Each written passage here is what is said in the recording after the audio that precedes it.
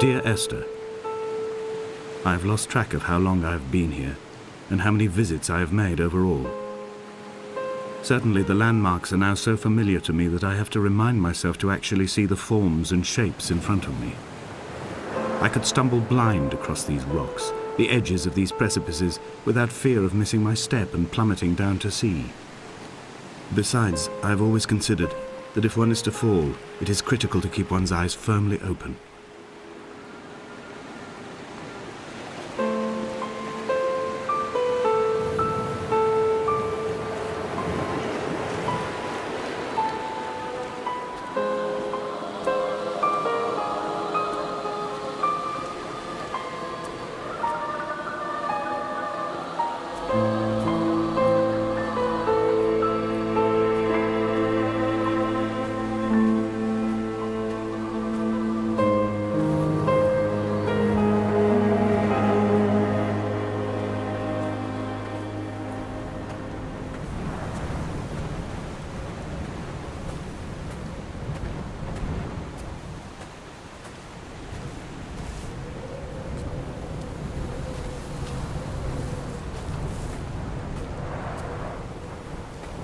Donnelly reported the legend of the hermit, a holy man who sought solitude in its most pure form.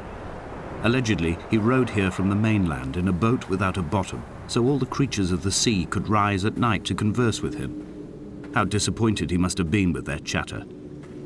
Perhaps now, when all that haunts the ocean is the rubbish dumped from the tankers, he'd find more peace. They say he threw his arms wide in a valley on the south side, and the cliff opened up to provide him shelter. They say he died of fever 116 years later. The shepherds left gifts for him at the mouth of the cave, but Donnelly records they never claimed to have seen him. I have visited the cave and I have left my gifts, but like them, I appear to be an unworthy subject of his solitude.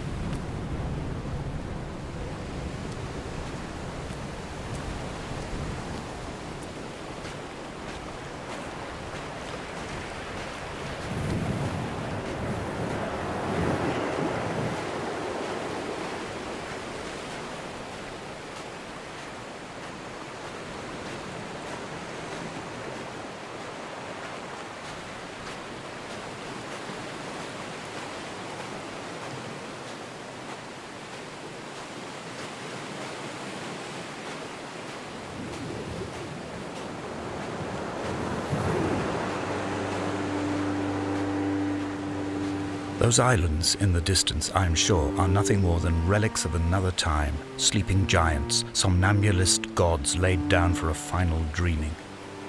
I wash the sand from my lips and grip my wrist ever more tightly. My shaking arms will not support my fading diaries.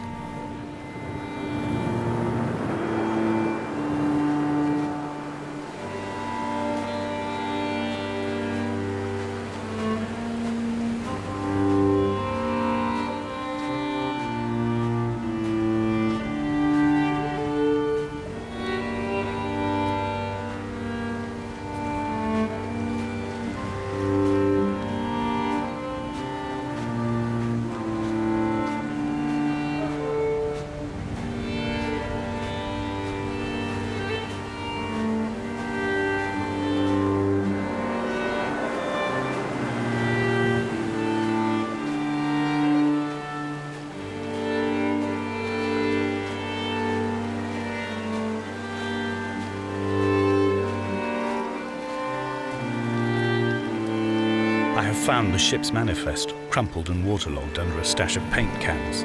It tells me that along with this present cargo, there was a large quantity of antacid yogurt bound for the European market. It must have washed out to sea. God knows there are no longer gulls or goats here to eat it.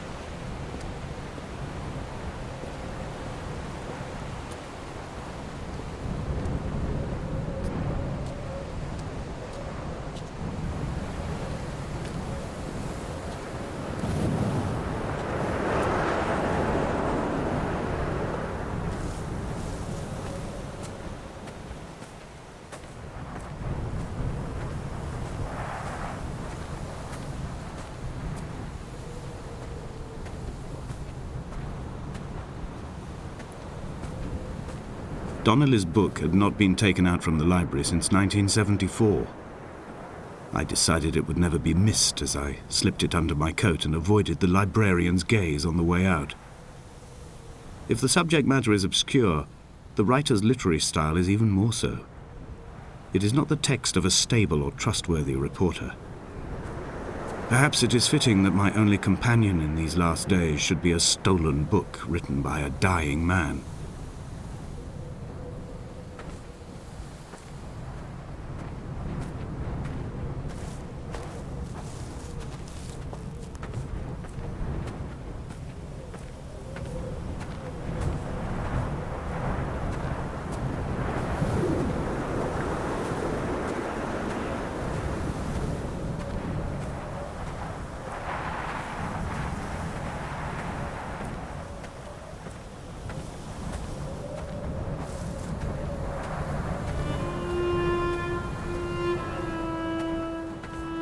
When someone had died or was dying, or was so ill they gave up what little hope they could sacrifice, they cut parallel lines into the cliff, exposing the white chalk beneath.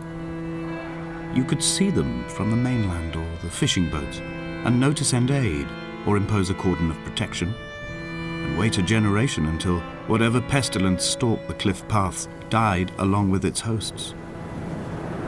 My lines are just for this: to keep any would-be rescuers at bay. The infection is not simply of the flesh.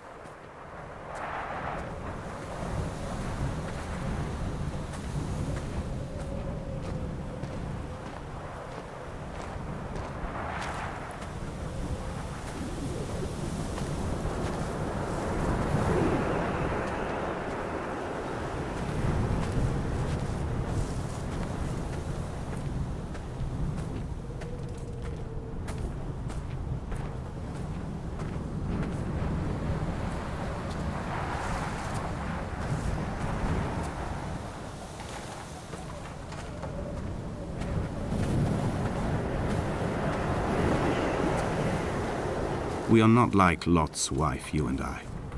We feel no particular need to turn back. There's nothing to be seen if we did. No tired old man parting the cliffs with his arms. No gifts or Bibles laid out on the sand for the taking. No tides turning or the shrieking gulls overhead. The bones of the hermit are no longer laid out for the taking. I have stolen them away to the guts of this island, where the passages all run to black, and where we can light each other's faces by their strange luminescence.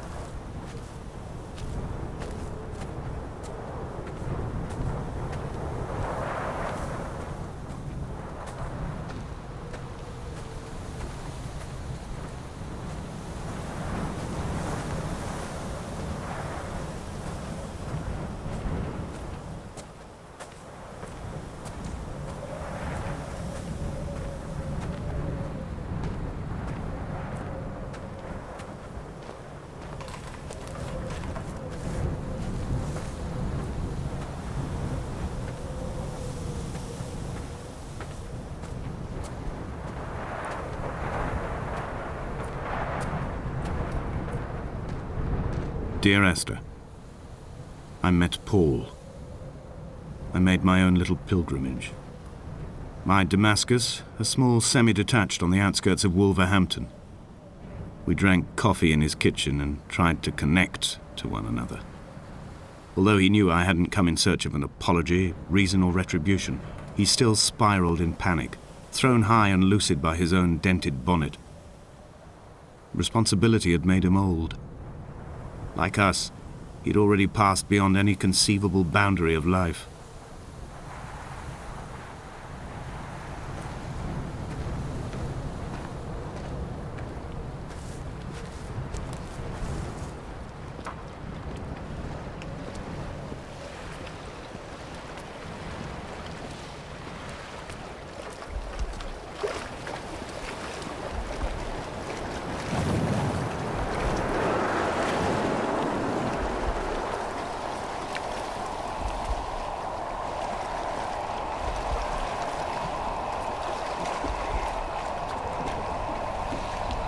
I would leave you presents outside your retreat, in this interim space between cliff and beach.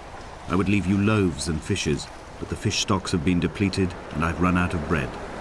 I would row you back to your homeland in a bottomless boat, but I fear we would both be driven mad by the chatter of the sea creatures.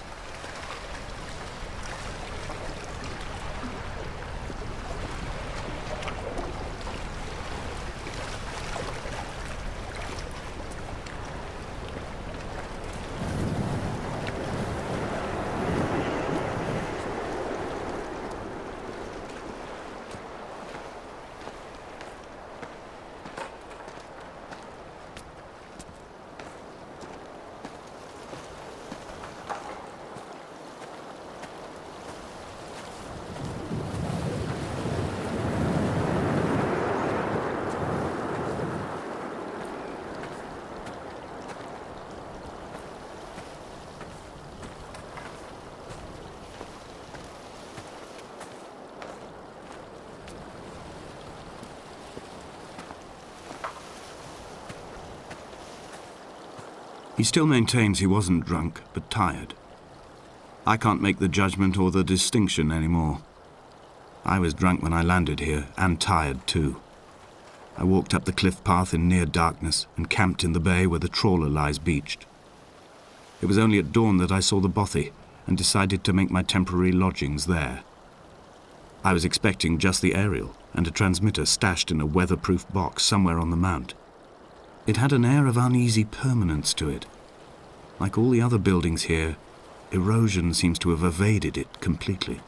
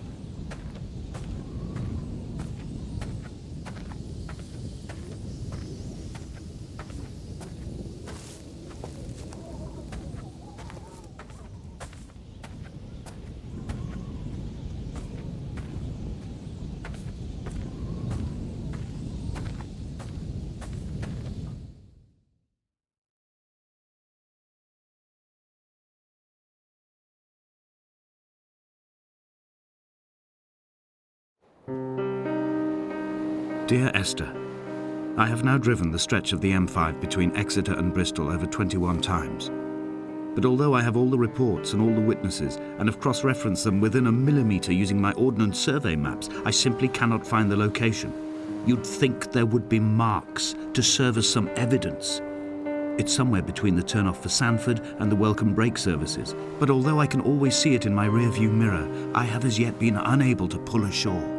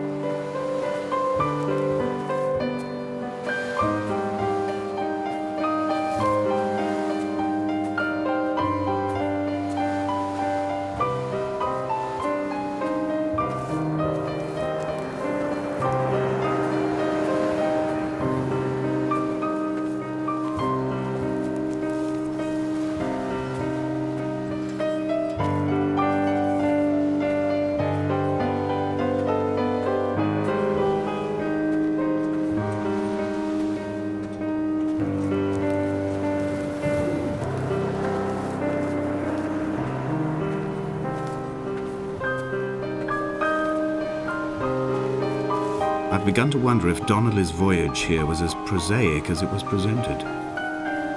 How disappointed not to have found the bones of the holy man.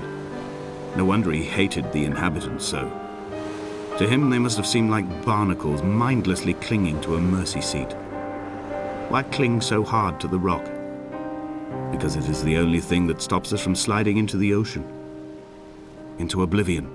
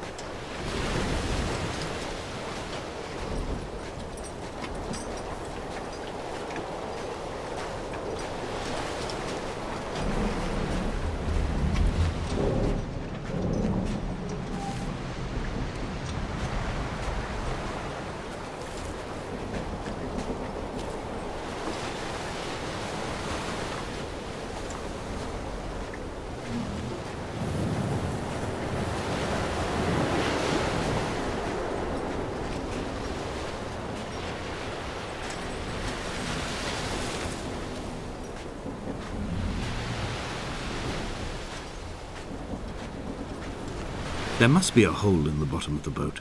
How else could new hermits have arrived?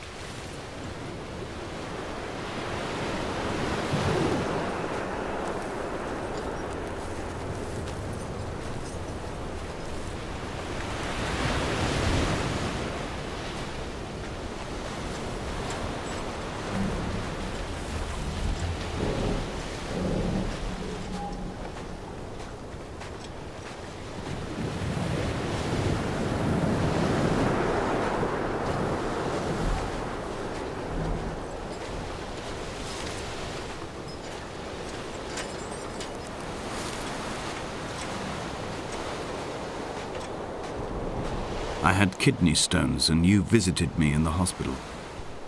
After the operation, when I was still half submerged in anesthetic, your outline and your speech both blurred. Now my stones have grown into an island and made their escape, and you have been rendered opaque by the car of a drunk.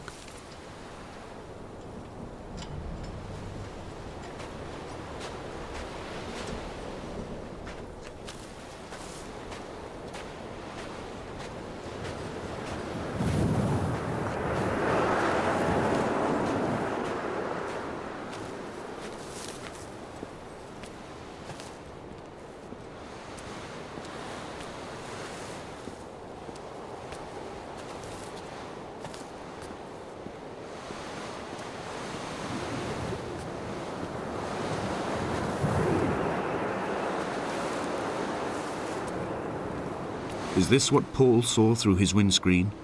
Not Lot's wife looking over her shoulder, but a scar in the hillside, falling away to black forever.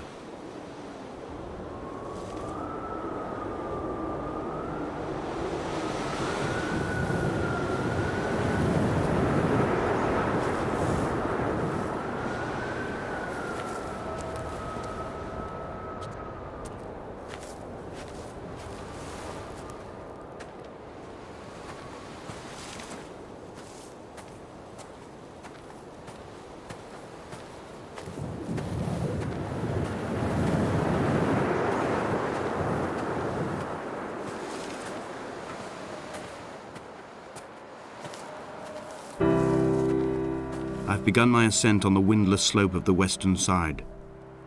The setting sun was an inflamed eye squeezing shut against the light shone in by the doctors. My neck is aching through constantly craning my head up to track the light of the aerial. I must look downwards, follow the path under the island to a new beginning.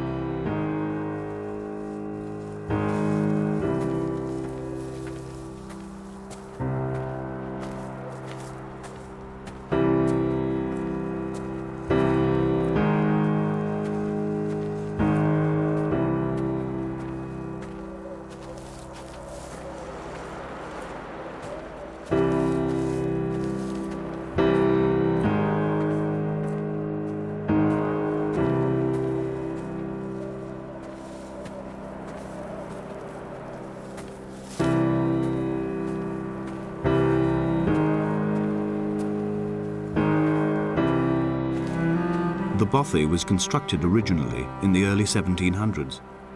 By then, shepherding had formalized into a career. The first habitual shepherd was a man called Jakobsen, from a lineage of migratory Scandinavians. He was not considered a man of breeding by the mainlanders. He came here every summer whilst building the bothy, hoping eventually that becoming a man of property would secure him a wife and a lineage. Donnelly records that it did not work. He caught some disease from his malcontented goats and died 2 years after completing it. There was no one to carve white lines into the cliff for him either.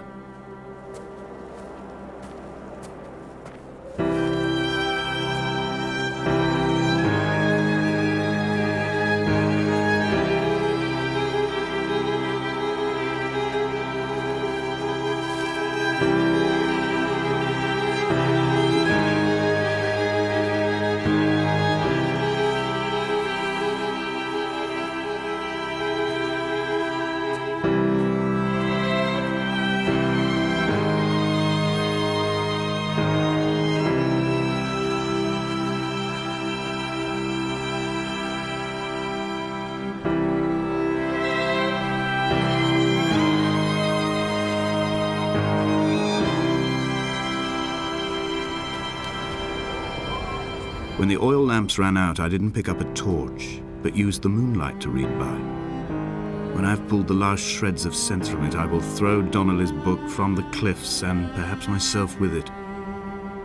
Maybe it will wash back up through the caves and erupt from the spring when the rain comes, making its return to the hermit's cave.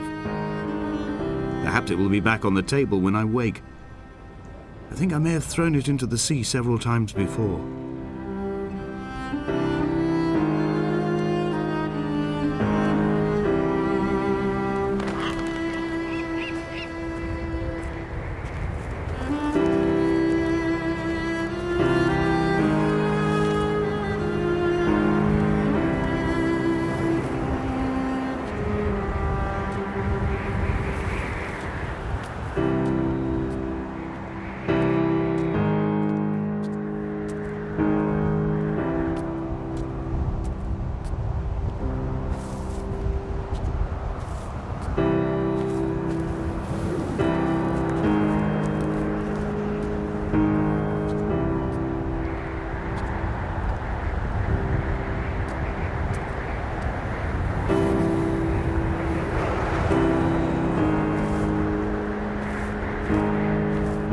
Jakobsen's ribcage, they told Donnelly, was deformed, the result of some birth defect or perhaps a traumatic injury as a child. Brittle and overblown it was, and desperately light. Perhaps it was this that finally did for him, unable to contain the shattering of his heart. In half-light, his skeleton a discarded prop, a false and calcified seabird.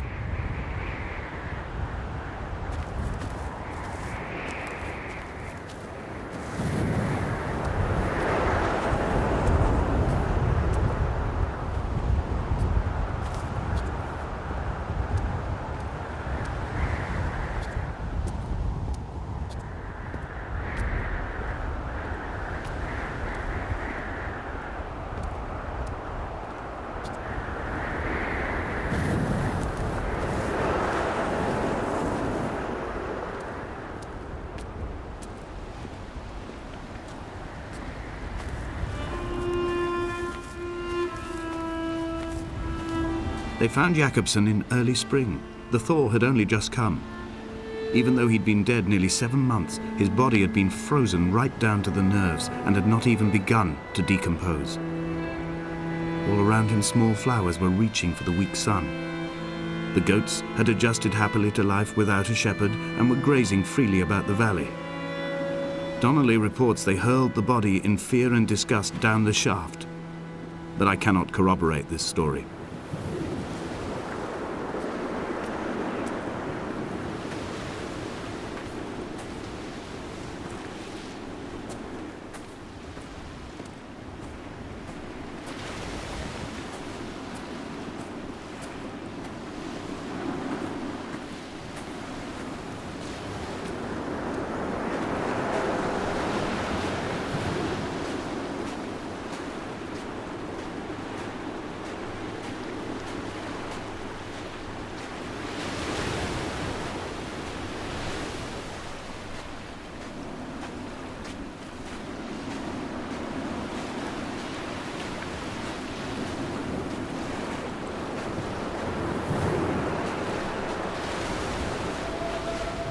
Climbing down to the caves, I slipped and fell and have injured my leg. I think the femur is broken. It is clearly infected. The skin has turned a bright, tight pink, and the pain is crashing in on waves, winter tides against my shoreline, drowning out the ache of my stones. I struggled back to the bothy to rest, but it has become clear that there is only one way this is likely to end. The medical supplies I looted from the trawler have suddenly found their purpose. They will keep me lucid for my final ascent.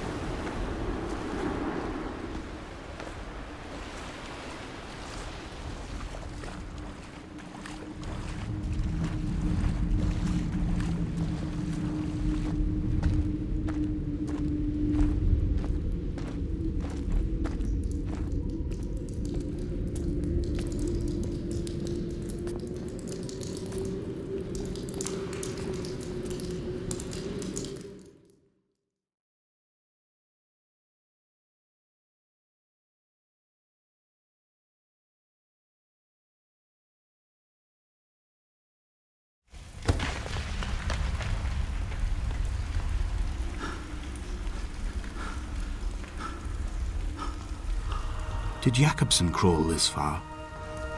Can I identify the scratches his nails ruined into the rocks? Am I following him cell for cell, inch for inch? Why did he turn back on himself and not carry through to the ascent?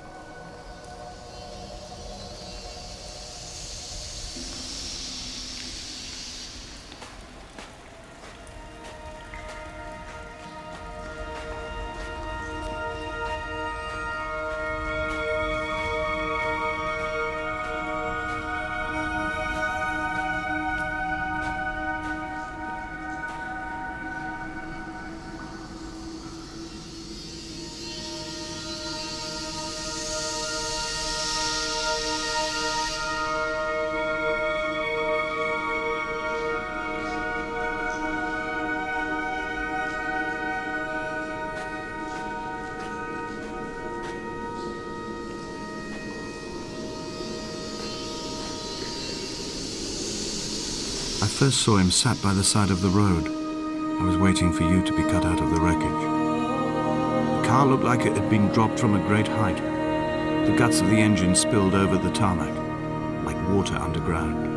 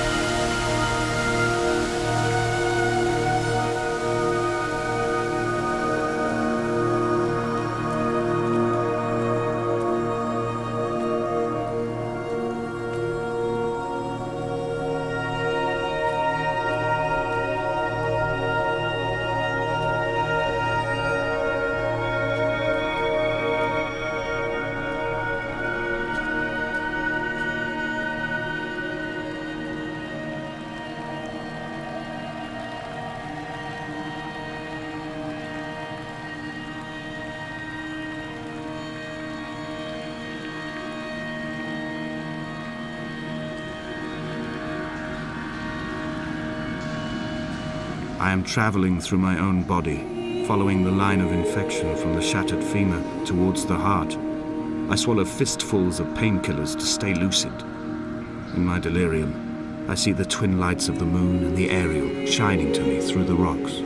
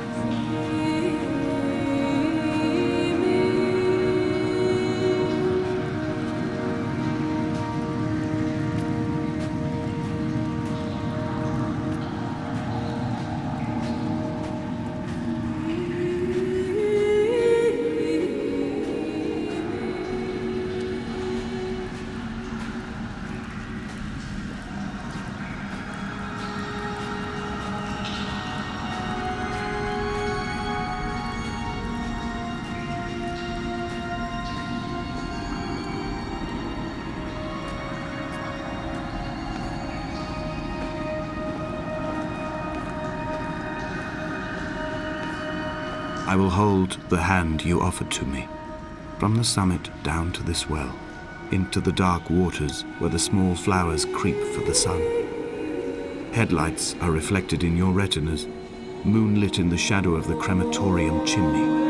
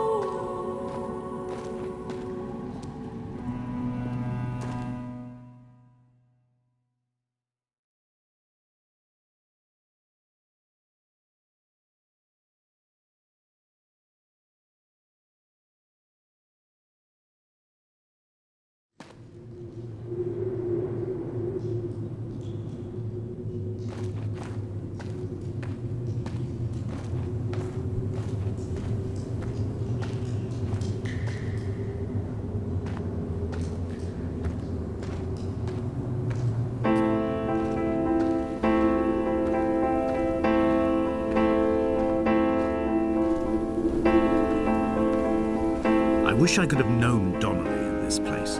We would have had so much to debate. Did he paint these stones or did I? Who left the pots in the hut by the jetty? Who formed the museum under the sea? Who fell silently to his death into the frozen waters? Who erected this godforsaken aerial in the first place? Did this whole island rise to the surface of my stomach, forcing the gulls to take flight?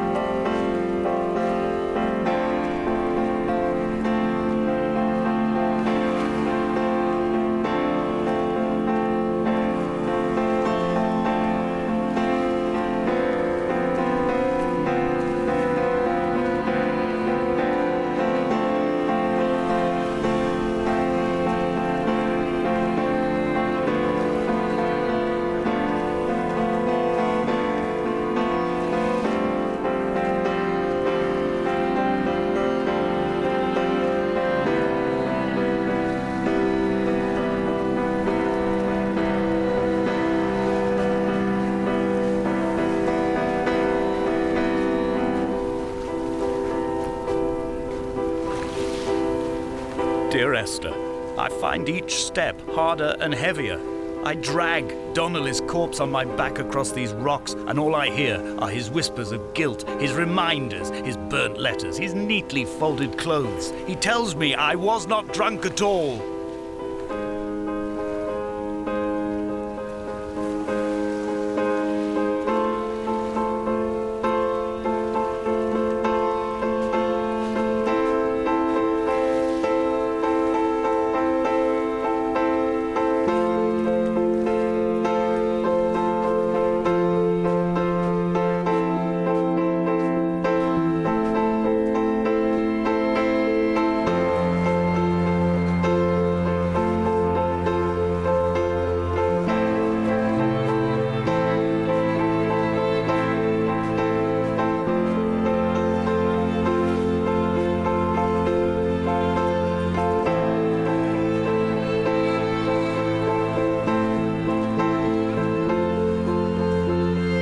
There were chemical diagrams on the posters on the walls on the waiting room. It seemed appropriate at the time. Still life abstractions of the processes which had already begun to break down your nerves and your muscles in the next room. I crammed diazepam as I once crammed for chemistry examinations.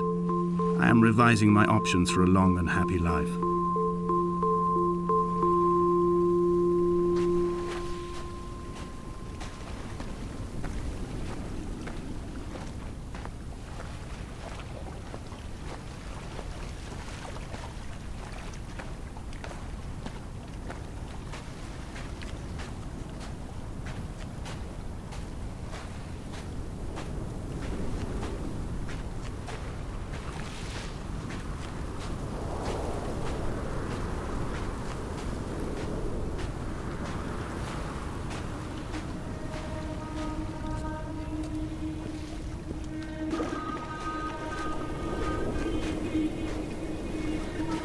From here, I can see my armada. I collected all the letters I'd ever meant to send to you, if I'd have ever made it to the mainland, but had instead collected at the bottom of my rucksack, and I spread them out along the lost beach. Then I took each and every one, and I folded them into boats. I folded you into the creases, and then, as the sun was setting, I set the fleet to sail. Shattered into 21 pieces, I consigned you to the Atlantic, and I sat here until I'd watched all of you sink.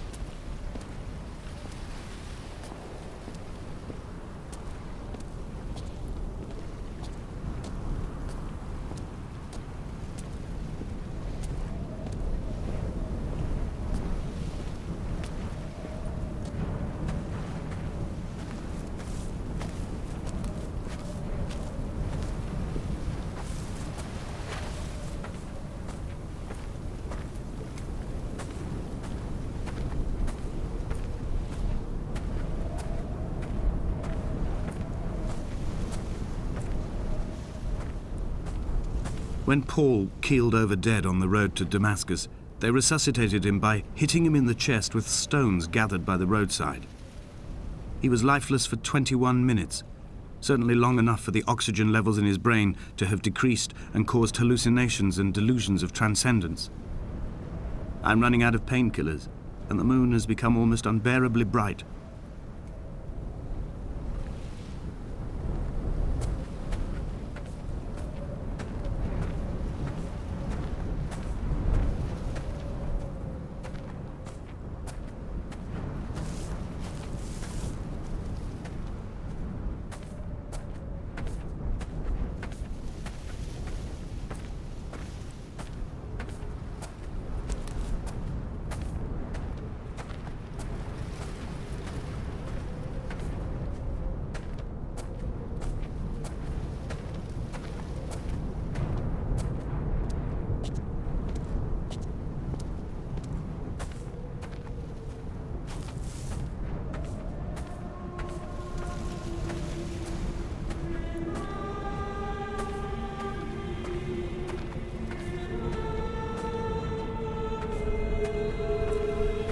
I've begun my voyage in a paper boat without a bottom. I will fly to the moon in it. I've been folded along a crease in time, a weakness in the sheet of life. Now you've settled on the opposite side of the paper to me.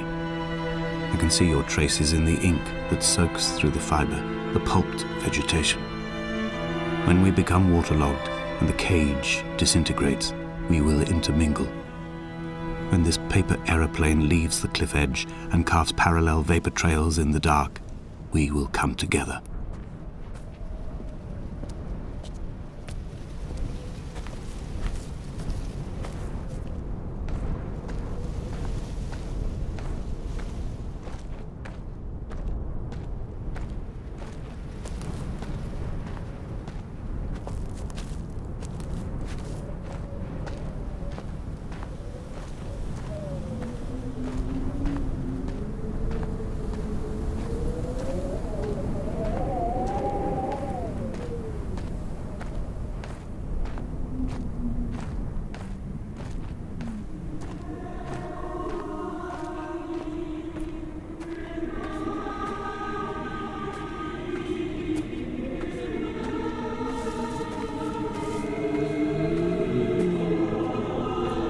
If only Donnelly had experienced this, he would have realized he was his own shoreline, as am I. Just as I am becoming this island, so he became his syphilis, retreating into the burning synapses, the stones, the infection.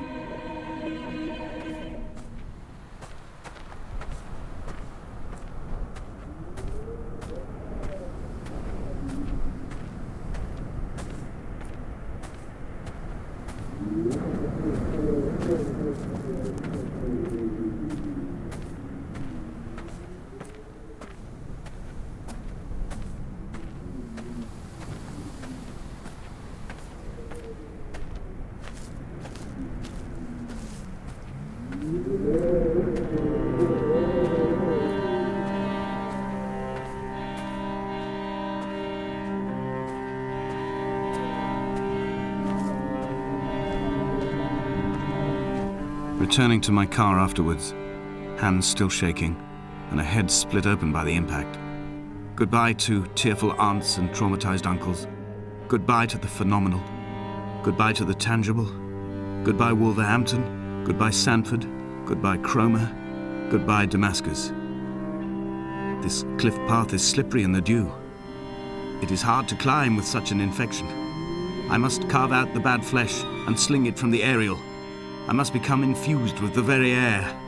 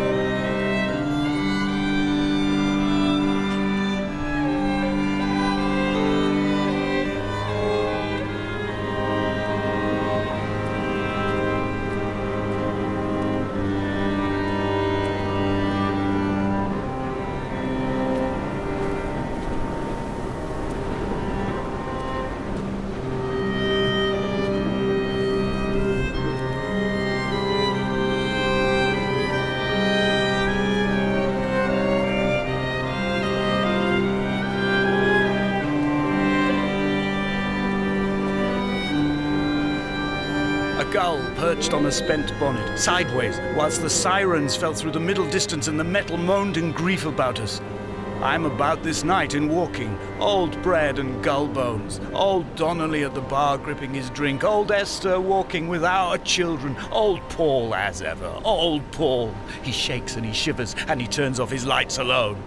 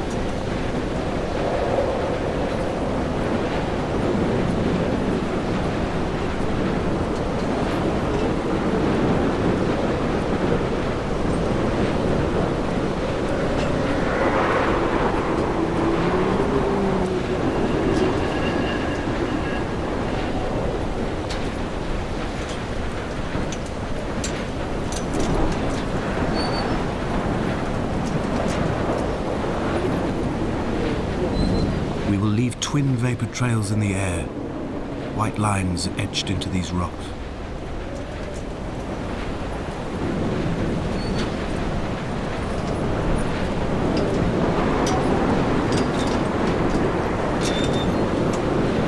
Dear Esther, I have burned the cliffs of Damascus. I have drunk deep of it. My heart is my leg, and a black line etched on the paper all along this boat without a bottom.